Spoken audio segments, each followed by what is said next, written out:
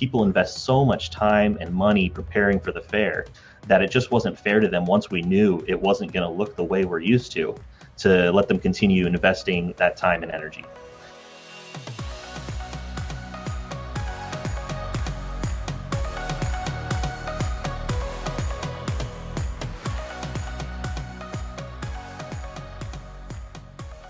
Today we're here with Chris Pickering, the CEO of the Northwest Washington Fair.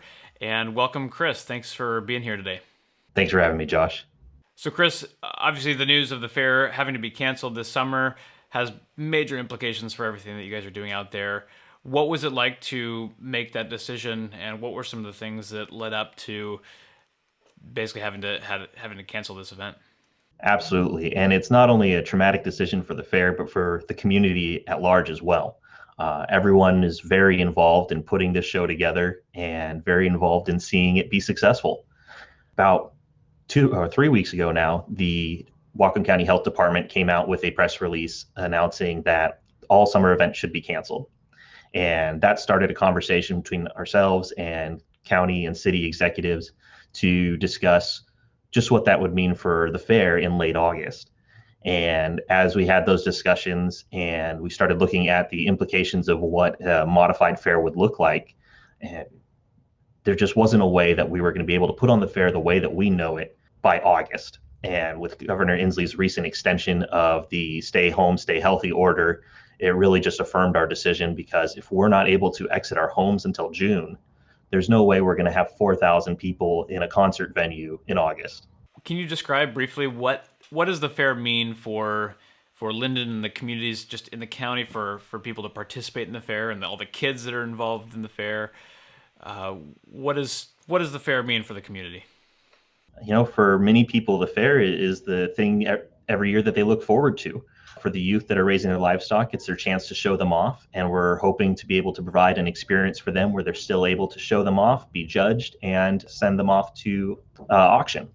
But in addition to that, we have our demo derby crews who spend the year building their cars.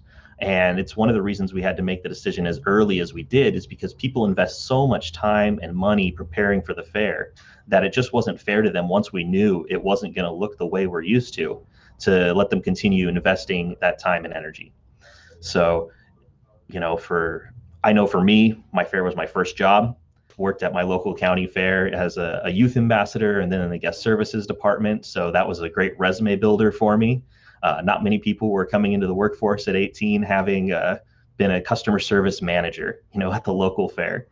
So I know how important it is, not just for the people who are showcasing or participating in the entertainment, but our vendors, our employees, our volunteers who put their time and effort into building the great exhibits that you see, whether it be the quilts or the 4-H arts.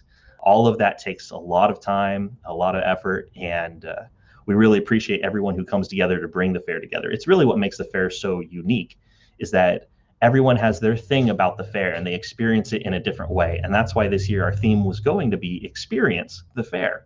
And it touched on live music, classic events such as our draft horse polls, and new adventures. We were going to have exotic animals here this year with a monkey and a sloth. And all of that is being pushed to next year. So we're looking to put on the same great show that we planned for 2020, just in 2021. So we've already had conversations with our entertainers, and we're working to make that happen for next year. So we had a great concert lineup this year with Darcy Lynn Farmer, the ventriloquist from America's Got Talent. Nelly was a huge hit for us. VIP sold out in half an hour, and the preferred seat sold out the first day of the pre-sale. And we had our new Party in the Dirt, which is a country music festival all day, 5 concerts, and we hadn't even announced 3 of the concerts yet. But that was also one that was very popular. So we've already contacted each of the artists. We're looking to bring them back next year and hoping to put on the same great show. Well, encouraging to hear that the show will go on, just not when it was originally planned to go on. But all of those great acts are still coming to the fair. What would you want to say to the people that would normally be participating in the fair that aren't able to do it this year? What would you want to say to the kids that are involved, other people that are doing crafts, and would it be exhibitors at the fair? What would you want to say to them? I would like to say to them, I appreciate all the effort that you put in and recognize just the time and energy and even the finances that go into doing what you have a passion for. And I want you to remember that that's why you do it, is because you have a passion for it. So just because you may not be able to show it at the fair this year, still go ahead and make your crafts. Still go ahead and raise your animals. There's so much more to be gained out of those experiences than just showing it at the fair. Of course, we love showing it at the fair. We love showing you off. The fair is the celebration of the every person. You know, we all get to come and show what we're really good at and put it on display for our neighbors and community to see.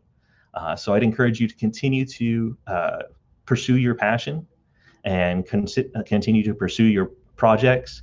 And we'll see it again next year and be able to maybe even display more. Great. Is there anything else that you'd like to add for people? If you could leave people with one thing to remember from this interview, what would that be? It does take the whole community to put the fair on. So we know that when we made this decision, it wasn't just us deciding not to put on the fair. It was, what would this do to our community? And we have received an overwhelming amount of support. So many people on our Facebook and through the emails have told us that they understand. They're so sad, but they understand that the decision had to be made and they're appreciative of it.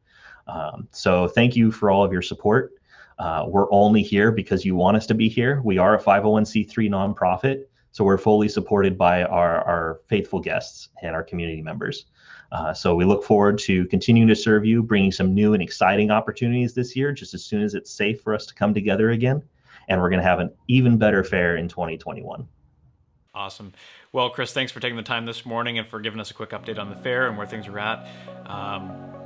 Again, it's encouraging to see the plans coming on for the future. Disappointing that it's not happening this year, but continue doing what you're doing, and thanks for supporting our community. Thanks, Josh. Hey, we hope you enjoyed watching this episode of Bellingham Now. To see all of our episodes, go to BellinghamTonightShow.com. New content is added daily, so make sure you subscribe for updates. Thanks for watching.